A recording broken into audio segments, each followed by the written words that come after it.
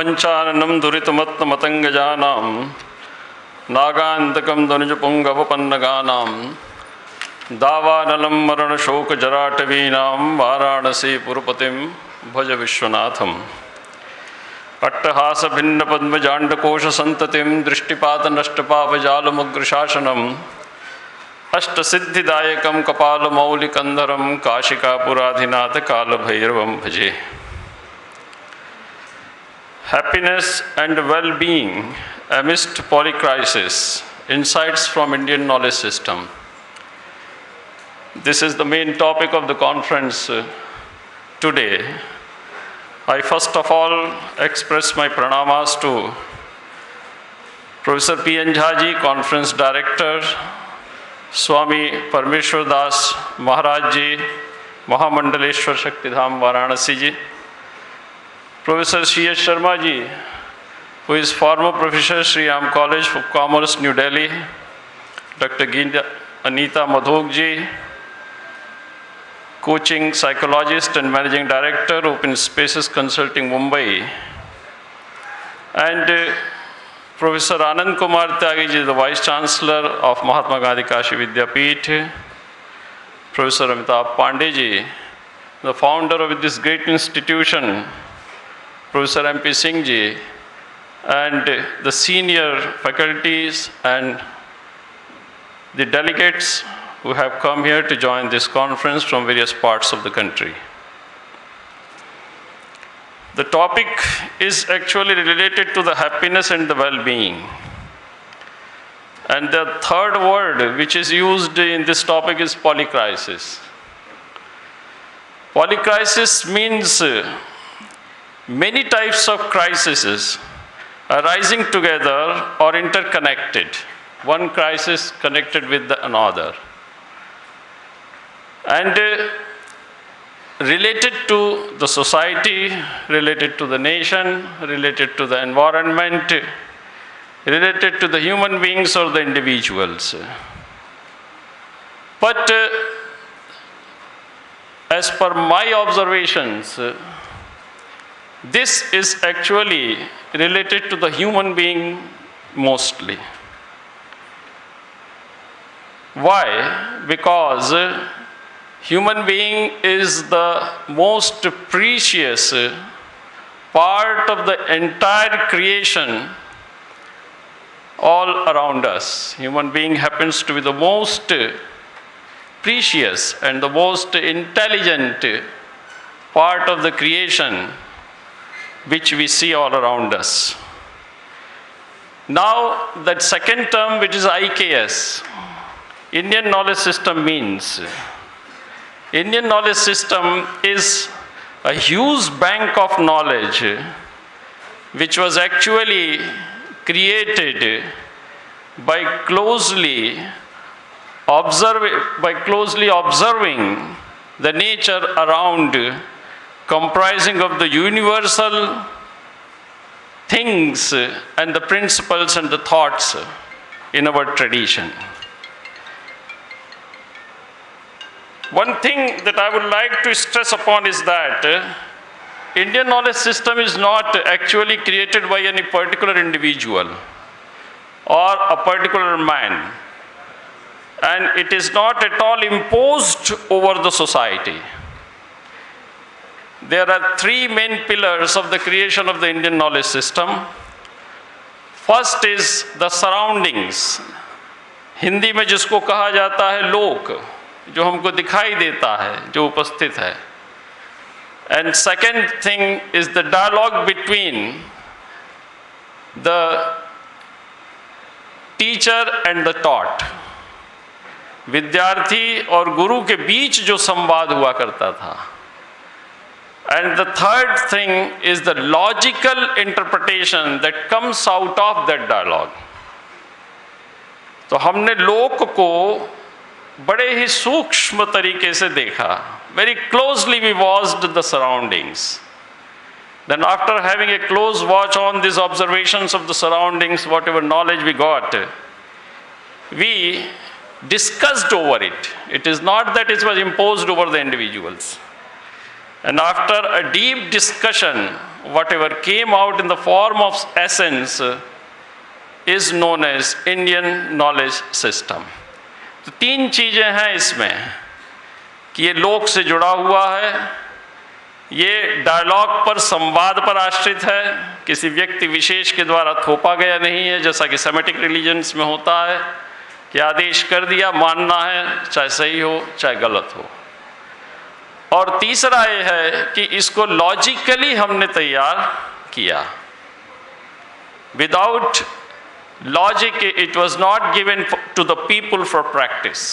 These are the three main things which we should always keep into consideration. How it is decided? You see, we are in the school of management, and the biggest lessons that we get of the management is from Kautilya, that is Arthashastra. So Kautilya में 4 विद्याएं हैं, आन्वीक्षिकी, त्रयी, वार्ता और दंड नीति। आन्वीक्षिकी का अर्थ क्या है? तर्क। यदि हमारे पास लॉजिकली सोचने की शक्ति होगी तो हम त्रयी का निर्माण कर पाएंगे। त्रयी का अर्थ वेद, ज्ञान, कर्म और उपासना। ज्ञान, कर्म और उपासना ये 3 स्तंभ हैं वेद के, उसी को वेदत्रयी कहा जाता है। और जब त्रयी का निर्माण हो जाता है, एक नॉलेज बैंक बन जाता है, तो हम एक फिजिकल वर्ल्ड बनाते हैं, एक भौतिक संसार बनाते हैं सुखमय जीवन जीने के लिए। जब वो भौतिक संसार वार्ता के रूप में तैयार हो जाता है तो उसकी सुरक्षा का प्रश्न खड़ा होता है। उसके लिए हम बनाते हैं दंड नीति। तो these are all actually inter related.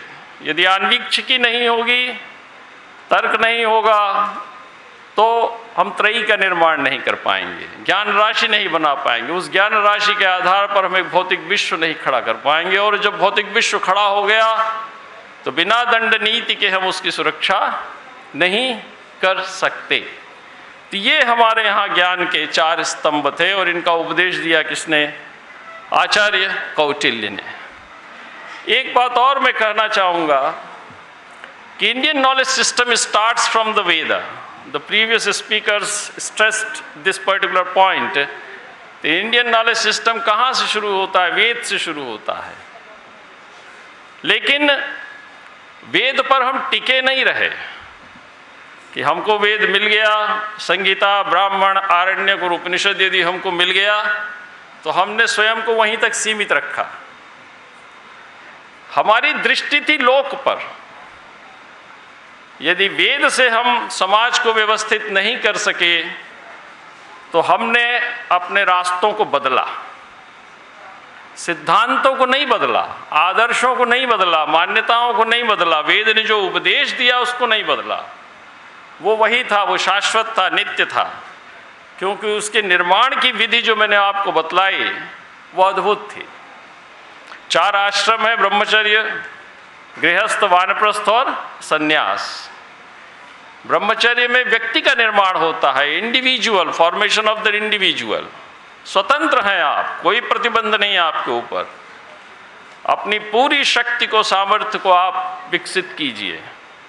जब वो शक्ति विकसित हो जाती है तो गृहस्थ हम उसको समाज को देते हैं, उससे एक समाज का निर्माण करते हैं, उत्तम समाज का, उत्तम नायकों का निर्माण करते हैं जो राष्ट्र को आगे ले जाते हैं। और उसके बाद वानप्रस्थ में हम नेक्स्ट ट्रेडिशन को, नेक्स्ट जो जनरेशन है, उस नेक्स्ट जनरेशन को रिस्पॉन्सिबिलिटीज देकर तटस्थ हो जाते हैं, लेकिन उदासीन नहीं होते। ये नहीं कि हम दूर हो गए, उदासीन नहीं होते, हम we keep a watch on it. लेकिन जो जनरेशन गैप होता है या जो एक जनरेशन की लड़ाई होती है उससे हम हट जाते हैं। जो हमने पीढ़ियां तैयार की उसको दायित्व देकर हम उदासीन हो जाते हैं, हम अलग हो जाते हैं और उस पर नज़र रखते हैं। और संन्यास में जो व्यक्ति की चेतना होती है वो चेतना किसी जाति से, वर्ग से, समाज से, राष्ट्र से बंध कर नहीं रहती। वो केवल और केवल मानवता मात्र के लिए काम करती है, प्रकृति के लिए काम करती है। और उस अवस्था में जो नॉलेज सिस्टम तैयार हुआ, वो नॉलेज सिस्टम है इंडियन नॉलेज सिस्टम। इसीलिए इंडियन नॉलेज सिस्टम कभी भी आउटडेटेड नहीं हो सकता। ये लॉजिक पर आधारित है, लोक का परीक्षण करके तैयार हुआ है, और इसमें संवादों को बल दिया गया है। आप प्रश्न कर सकते हैं, कुमारिल भट्ट और प्रभाकर मिश्र का संवाद मीमांसा में आप देखिए, प्रभाकर शिष्य हैं लेकिन कुमारिल भट्ट के सम्मुख गुरु कहलाते हैं, क्योंकि वो उससे अधिक तर्क करते हैं। इसलिए कुमारिल भट्ट के रहते हुए भी प्रभाकर के मत को हम लोग गुरु मत कहते हैं। ये हमारी परंपरा है। उपनिषद में ऋषि से प्रश्न करता है शिष्य, तो उसका जो जवाब आता है वही उपनिषद के रूप में हमारे सम्मुख उपस्थित था। तो हम वेद से चले, वेद के सिद्धांतों को लिया हमने, और जो चतुर्दश विद्या स्थान है, जो यंग जनरेशन इसमें आया है, पार्टिसिपेट कर रहा है, उसको मैं बताना चाहूँगा कि ये चतुर्दश विद्या स्थान भी लॉजिकली दे आर सेटल्ड। उनका जो क्रम है वो एब्सोल्युटली लॉजिकल है। अंगानि वेदाश्चत्वारो मीमांसा न्याय विस्तरः धर्मशास्त्रम पुराणंच विद्या हेताश्चतुर्दश। तो वेद हुए, वेद के बाद आ जाता है षड वेदांग, शिक्षा, कल्प, निरुक्त, व्याकरण, छंद और ज्योतिष। अंग का अर्थ होता है जो सपोर्टिंग हो, जो सहायक हो, अर्थात वेद को पढ़ने में जो सहायक हो। और वेद में भी 4 हिस्से हैं, संहिता, ब्राह्मण, आरण्यक और उपनिषद। ये चारों अपौरुषेय हैं। ब्रह्म विद्या तक हम आए, उपनिषद तक, वेद के मंत्रों से, उसकी व्याख्या पद्धति से लेकर हम दर्शन तक आए, वो था उपनिषद। ये चारों अपौरुषेय है, इसमें मंत्र ही देवता, इसको बदला नहीं जा सकता। 6 अंग आ गए, 10 हो गए, लेकिन उसके बाद हमने मीमांसा का निर्माण किया। मीमांसा क्या है? इंटरप्रिटेशन, वैदिक शब्द राशि का प्रामाणिक अर्थ तैयार करना। और जब वो अर्थ तैयार हो गया तो हमने न्याय का निर्माण किया। न्याय का अर्थ है इसका एक लॉजिकल इवेल्युएशन, और तब हमने धर्मशास्त्र को प्रस्तुत किया। धर्मशास्त्र का अर्थ है इसकी प्रैक्टिस। तब हमने उसको लोक को दिया उसके अभ्यास के लिए। तो ये हमारे यहाँ ज्ञान राशि थी जो उपलब्ध थी। वेद से जब हमने देखा कि लोक नियंत्रित नहीं हो रहा है, तो हमने रामायण की रचना की, हमने महाभारत की रचना की, हमने स्मृतियों की रचना की, हमने पुराणों की रचना की। और परवर्ती युग में अनेक कवि आए जिन्होंने कि राष्ट्र को एक नई दिशा प्रदान की। उसमें सबसे प्रिय है महाकवि कालिदास। हमको तो सबसे प्रिय महाकवि कालिदास हैं, जो कि लोक की शिक्षा देते हैं। तो ये पूरी ज्ञान राशि है, जिस ज्ञान राशि को लॉजिकली हमारे समाज के सम्मुख प्रस्तुत किया गया। यंग जनरेशन को इसको समझना चाहिए, इसको जानना चाहिए, इसके अंदर निहित हुए तत्वों को आप समझकर आगे बढ़ें। इसी में आता है, समय बहुत हो चुका है, सबका ध्यान दूसरी तरफ है, लेकिन मैं अपनी ओर खींचने की कोशिश अधिक से अधिक कर रहा हूं। अर्थशास्त्र या आचार्य कौटिल्य, जो कि आपका मैनेजमेंट के सबसे बड़े गुरु माने जाते हैं, अर्थशास्त्र में 15 अधिकरण हैं, 150 के करीब अध्याय हैं और 180 विषयों का उसमें विवेचन किया गया है। 6000 श्लोक हैं। दूसरा है चाणक्य नीति। चाणक्य नीति में आपके 17 अध्याय हैं और लगभग 500 या 550 वर्सेस हैं। There are more than 500 verses. और तीसरा है चाणक्य सूत्र। चाणक्य सूत्र में 573 सूत्र हैं। इतना बड़ा वाङ्मय मैनेजमेंट का आपको किसने दिया? कौटिल्य ने दिया। लेकिन शर्मा जी हमारे बीच उपस्थित है, कितना आपके पाठ्यक्रम में है? कुलपति जी तो जो पाठ्यक्रम के मुख्य नियामक हैं विश्वविद्यालयों के, कितना आपके पाठ्यक्रम में है, आप बताइए। हमने इसको पाठ्यक्रम में नहीं रखा। एक उदाहरण मैं आपको दूंगा, केवल कौटिल्य की चाणक्य सूत्र से। कौटिल्य ने चाणक्य सूत्र में आपको 11 सूत्र या 12 सूत्र प्रारंभ में दिए, 11 सूत्र। इसके क्रम पर आप विचार कीजिएगा, how logical it is and it is even today applicable. उन्होंने कहा सुखस्य मूलम धर्मः, क्योंकि हम जितना भी प्रयास करते हैं, ये हैप्पीनेस की बात जो हम कर रहे हैं, सुखस्य मूलम धर्मः और धर्मस्य मूलम अर्थः, अर्थस्य मूलम राज्यम और राज्यस्य मूलम इंद्रिय जयः, इंद्रिय जयस्य मूलम विनयः, विनयस्य मूलम वृद्धोपसेवा, वृद्धोपसेवायाः मूलम विज्ञानम, विज्ञानेन आत्मानं संपादयेत्, संपादितात्मा जितात्मा भवति, जितात्मा सर्वार्थैः संयुज्यते, तस्मात् तेषां कार्य सिद्धिर भवति। ये एक क्रम है हमारे यहाँ। इस पर यदि आप विचार करें तो it is absolutely logical and absolutely acceptable by each and every individual. क्यों? क्योंकि दुःखत्रयाभिघाता जिज्ञासा तदवघात के हेतु, आदि भौतिक, आध्यात्मिक और आदिदैवी की त्रिविध दुखों से सब व्यक्ति बचना चाहता है। जो भी उपाय हम कर रहे हैं उसी को कहते हैं सुख। सुख हर व्यक्ति प्राप्त करना चाहता है। जो भी हम माध्यम कर रहे हैं ये सब सुख के लिए है। लेकिन ये सुख आता कहाँ से है? सुख आता है धर्म से। अब प्रश्न खड़ा हुआ कि धर्म शब्द की व्याख्या धर्म से नहीं की जा सकती। धारणात् धर्म मृत्याहु धर्मो रक्षति रक्षितः, ये सब बातें कही गई हैं।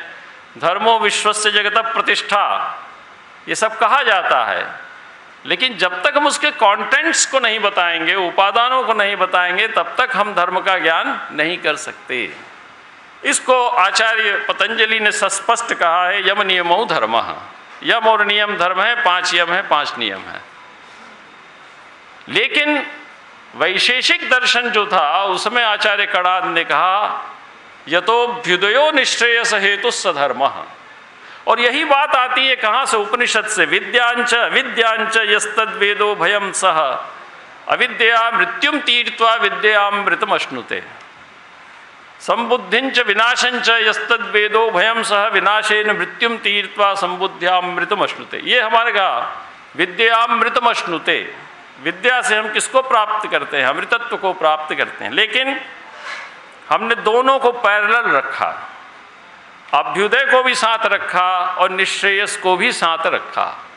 अभ्युदय का सीधा अर्थ है द फिजिकल एंटिटी और the physical world that we prepare to have a happy life, जो हम एक भौतिक विश्व तैयार करते हैं। मैडम ने कहा कि बड़ी से बड़ी गाड़ी खरीद लें, लेकिन बड़ी से बड़ी गाड़ी खरीदने पे हमारा ऋषि मना नहीं करता। अच्छा से अच्छा भोजन करिए, अच्छे से अच्छे घर में रहिए, अच्छे से अच्छा वस्त्र पहनिए, अच्छी से अच्छी शिक्षा अर्जित कीजिए। सर्वोत्तम जो हो उसको आपको अर्जित करना चाहिए सृष्टि में। लेकिन इसको हमारे यहाँ कहा गया अविद्या। अविद्या का अर्थ है विद्या का राहित्य नहीं, विद्या का विनाश नहीं, विद्या का निषेध नहीं, नेगेशन नहीं है। यहाँ अविद्या का अर्थ है विद्या सदृश। अका अर्थ होता है अकार नयर्थात् षट प्रकीर्तिता, अर्थात वो विद्या के सदृश है। लेकिन यदि आपकी नज़र रहेगी विद्या पर, निश्रेयस पर, तो वो अविद्या आपको भटकाएगी नहीं, वो आपको बांधेगी नहीं, वो आपको गलत रास्ते पर कभी भी नहीं ले जाएगी। यही है धर्म। अभ्युदय निश्रेयस हेतु। उस अभ्युदय को प्राप्त करिए, उस उन्नति को प्राप्त करिए जो आपको परम कल्याण की ओर ले जाए। नजर यदि रहेगी निश्रेयस पर तो इस अभ्युदय से आप कभी भी भटकेंगे नहीं।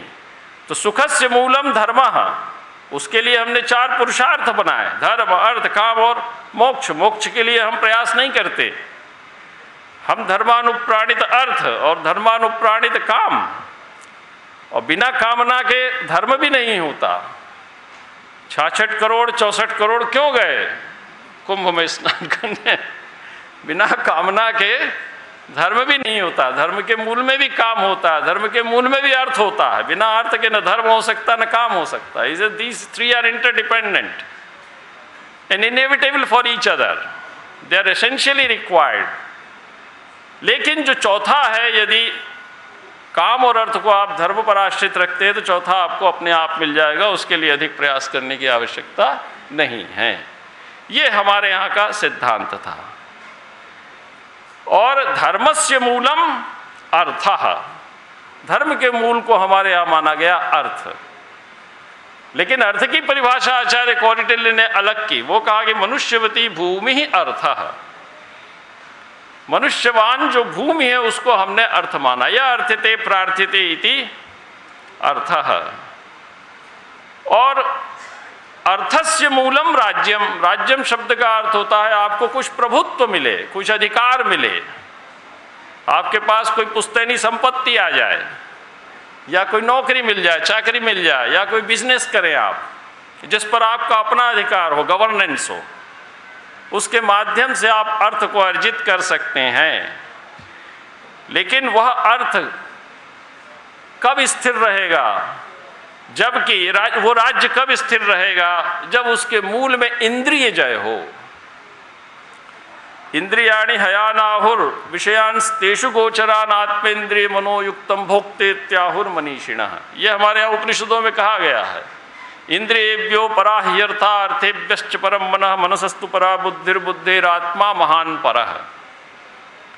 इस चैतन्य से बंधा हुआ ये जो पंचभूतात्मक पिंड है, पंच महाभूतात्मक पिंड है, इसमें 10 इंद्रियां हैं, 5 कर्मेंद्रियां, 5 ज्ञानेंद्रियां, 1 मन, और बुद्धि और अहंकार, ये 3 अंतःकरण हैं। इनसे ये बंधा हुआ जो पिंड है इसी को हम कहते हैं जीव। लेकिन इसके अंदर बैठा हुआ जो आत्मा है उसको हमने माना ईश्वर का अंश। उसको हमने भोग की दृष्टि से कभी नहीं देखा। उसको हमने क्या माना कि ये ईश्वर का अंश है। यदि हम इसको ठीक रखेंगे, यदि हम इसको दुरुस्त रखेंगे, यदि इसके वश में नहीं होंगे तो हमारा राज्य बचा रहेगा। जो हम कुल परंपरा से प्राप्त जो भी सामग्री है वो हमारी सामग्री सुरक्षित रहेगी। उसी को भगवान श्री कृष्ण ने गीता में कहा, योगक्षेमम वहाम्यहम्, अप्राप्तस्य प्राप्ति ही योगः और प्राप्तस्य संरक्षणम क्षेमः। वो कब आप कर पाएंगे? जब आप अपने इस शरीर को दुरुस्त रखेंगे, ठीक रखेंगे, और ठीक रखने के लिए जो भी उपाय हमारे यहाँ विहित है उन उपायों को हम करेंगे।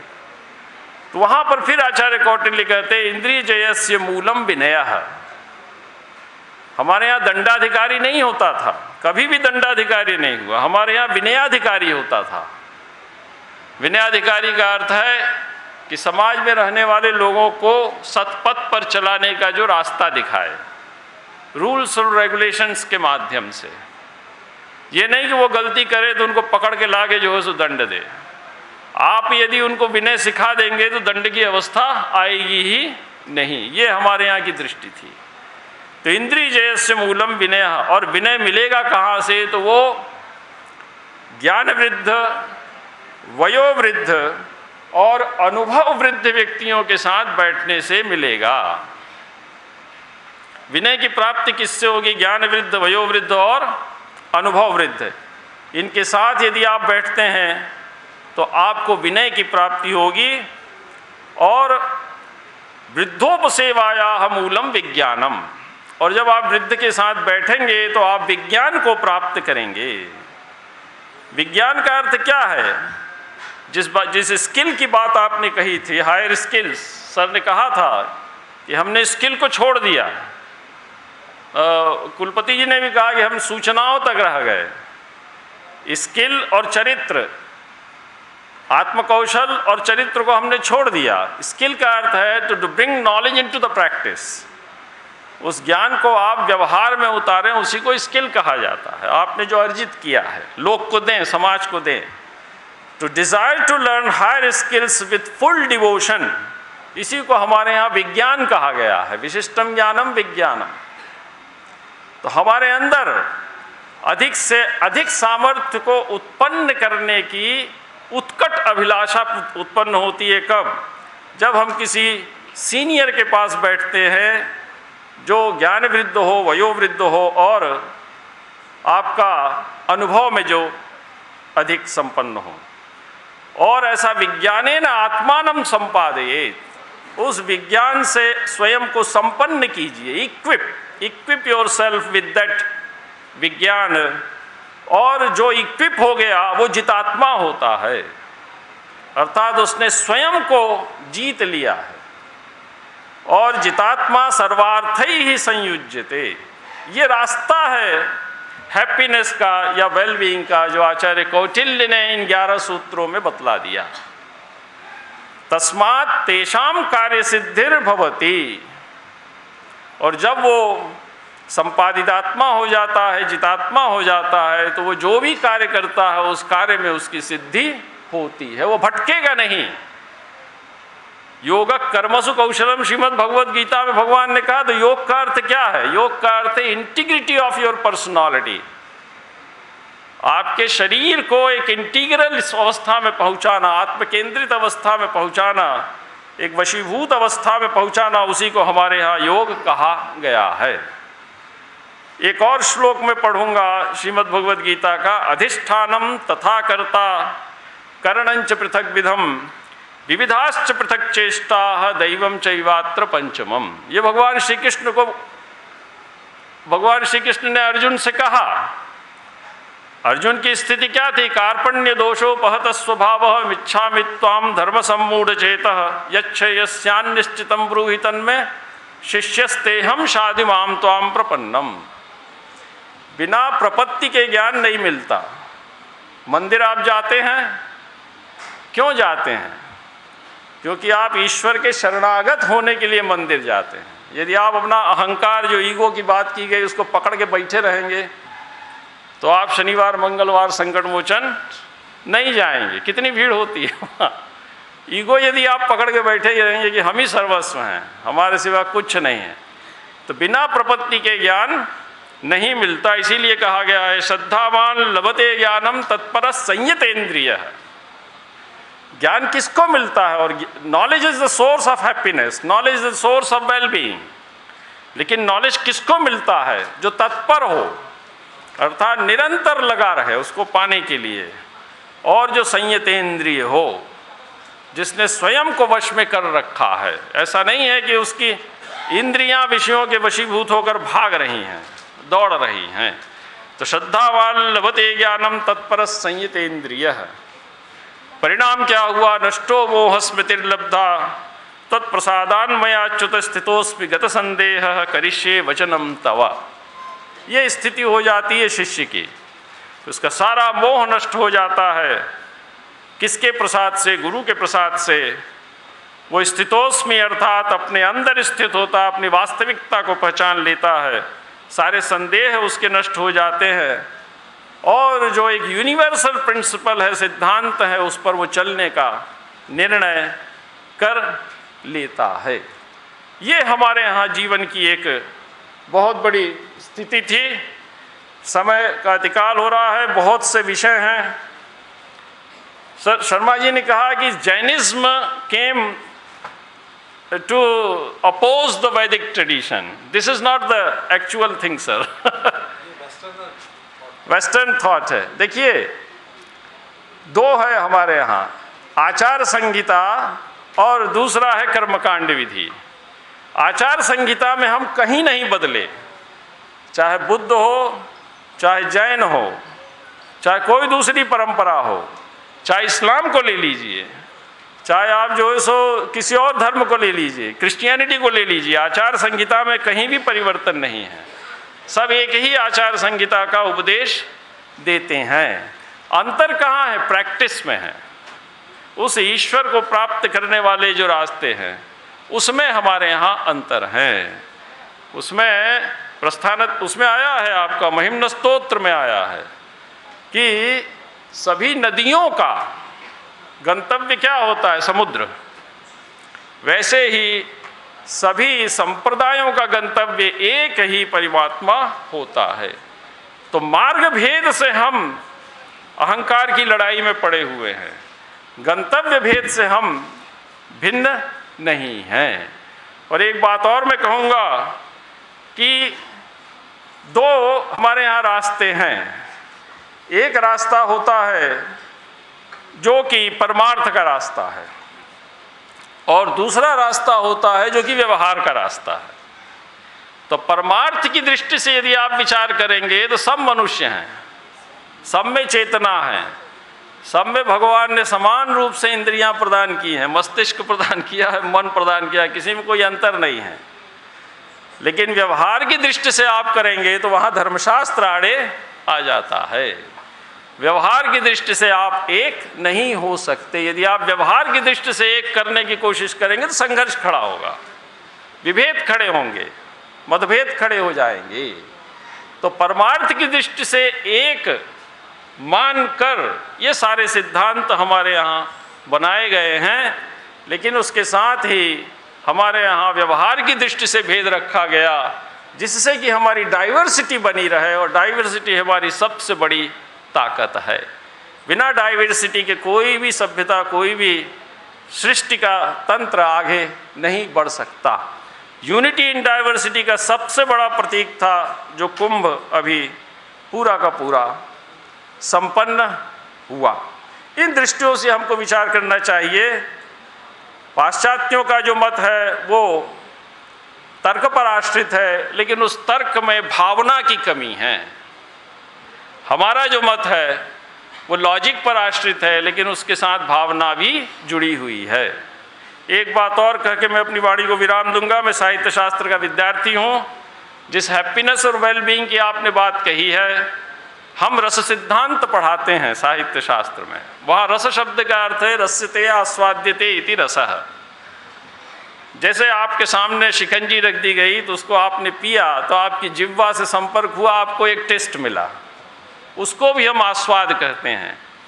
लेकिन जिस शिकंजी को आपने पिया वो भी रस है, लेकिन उस शिकंजी को रस तब तक नहीं आप मानेंगे जब तक कि वो आपको तृप्त न करे। ऐसी स्थिति में जो हैप्पीनेस है वो कोई आरोपित धर्म नहीं है। It is not something which is super imposed upon you. Happiness भगवान ने आपके अंदर भर के दी है, जन्मजात आपको, क्योंकि आत्मा का या चैतन्य का धर्म ही है सत चित आनंद अनंत अद्वय। तो आनंद को यदि चेतना से निकाल दिया जाए तो चेतना शून्य हो जाएगा, फिर वो चैतन्य नहीं बचा रहेगा। इसलिए कविता के माध्यम से, काव्य के माध्यम से, नाट्य के माध्यम से सहृदय सामाजिक को हम जिस आनंद की प्राप्ति कराते हैं वो कोई आनंद इम्पोज्ड नहीं है कि आपके ऊपर थोप दिया गया, वो उसके अंदर भरा हुआ आनंद है। केवल कविता उसके ऊपर पड़े हुए अज्ञान के कंचुक को हटा देती है और उसको अनुभव में ला देती है। इसलिए हैप्पीनेस आपके अंदर भरी हुई है। हैप्पीनेस के लिए आपको बाहर जाने की आवश्यकता नहीं है, उसको पहचानने की आवश्यकता है। अपने क्राइटेरियाज, अपने जो मापदंड हैं, उन मापदंडों को निश्चित करने की आवश्यकता है। भारतीय ज्ञान परंपरा को आप इस दृष्टि से देखें, जो कि वेद से लेकर 14वीं से 17वीं शताब्दी तक संत परंपरा तक चली आई, और उस संत परंपरा ने भी उसी बात को कहा जो वेद ने कहा था। जब हमारे ऊपर सर्वाधिक आक्रमण हो रहे थे तो हमने अपनी स्ट्रेटजी को बदला, सिद्धांतों को नहीं बदला, आदर्शों को नहीं बदला, जो कि लोगों को देखकर संवाद के माध्यम से तर्कपूर्ण विधि से तैयार हुए थे। इन्हीं शब्दों के साथ मैं आप सभी को हृदय से धन्यवाद देता हूं कि मुझे आपने आमंत्रित किया, कुछ नया प्रस्तुत कर सका होऊंगा तो मैं समझता हूं कि मेरा ये वक्तव्य सार्थक होगा। पुनः सभी को प्रणाम।